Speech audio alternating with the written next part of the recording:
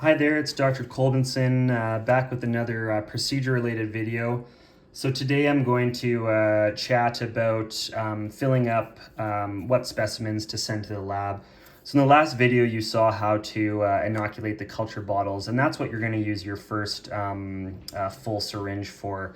Now the caveat to that is that if you are doing a thoracentesis, typically the first collection you will make will be with the ABG syringe. So I'm just going to draw some fluid from our patient. So I have my ABG syringe here full. I'm going to get rid of the bubbles, and then I'm going to put my cap on. So that's the extra step with the thoracentesis. So we'll set that aside. That will go with our blood culture bottles and the rest of our specimens. So we've collected one full syringe and our ABG syringe. So the next thing you're going to do is collect another full syringe. So I'm going to do that here, just off screen. Now with this next full syringe, what we're going to do is we're going to fill up these tubes in the kit. Now in our old kits, these used to have a very nice little spot to sit in, but these ones are very flimsy. So I would advise to maybe just hold them with your hand, and we're just going to put them like this, and we're just going to fill them all the way up to the top. So we filled that one up here. This is sterile, we're allowed to touch it. We're pretending that I'm sterile. So we've got this one filled all the way to the top, perfect. We'll grab our next tube. Again, grab our syringe. We'll just put it in there. Fill it all the way to the top, just like that. Make sure the tube is on, or the lid to the tube is on tight. Don't want any specimens to leak. And then we'll grab our last tube here, fill it up. Perfect. And I typically fill these all the way to the top gradation that they have on here, which is 6 mils, and we'll fill that up there. Now you'll be left over with about 45 mils left in your syringe, and so this is when you'll fill your orange top container, which goes for cytology. So we'll just fill this up here.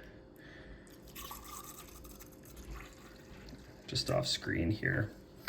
And we've got some for cytology. Now, I would personally fill the cytology all the way full. So if we look here, we still have about half that we can fill, another 40 mils that we can fill. So what I would do is I would grab, not a full syringe, but maybe another 20, 30 mils, and add that to the cytology bottle, which I'll do right here. And we'll just make sure that's full. And you would be having somebody help you with this, because obviously you can't touch the cytology bottle because it's not sterile on the outside. So that basically is all the specimens you need for all of your diagnostic testing. So what you're left with is you're left with 3 tubes in the syringe, or in the kit, that are all full. You have a orange top that is full. If you're doing a thoracentesis, you have a ABG syringe that is full, and you have 2 inoculated culture bottles like this at the side.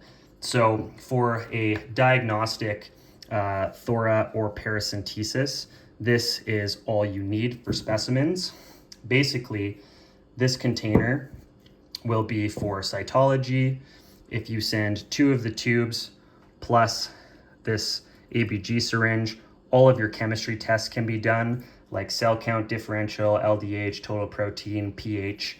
And if you send your culture bottles and 1 tube, they can gram stain this tube right away, and then they can cook these in their machine. So you've got kind of 3 sets of specimens that will give you all of the tests that you need to make your diagnosis. So I hope you found this video useful, and I hope it helps you with procedures on the ward. Thank you.